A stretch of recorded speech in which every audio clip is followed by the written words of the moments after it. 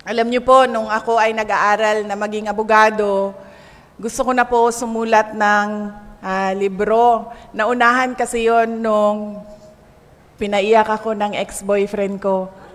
Nung boyfriend ko sa law school, pinaiyak niya ako.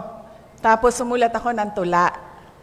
Tapos nung nakapagsulat ako ng tula, naisip ko, gusto ko gawan ito ng librong pinagdadaanan ko. But I never found the time. The inspiration was not enough. The interest was there, pero yung inspirasyon na sumulat talaga at pag-isipan, wala noon. Tapos, dumating yung National Reading Month natin.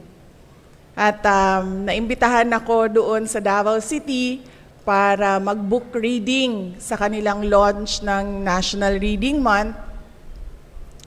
Noong kinakausap ko yung isang kaibigan ko, sabi niya, saan ka papunta? Sabi ko, papunta akong Davao kasi may book reading ako doon. Sabi niya, pwede ba na kapag mag-book reading ka, piliin mo naman yung mga Pilipino na authors. Sabi niya, wag yung mga foreign authors.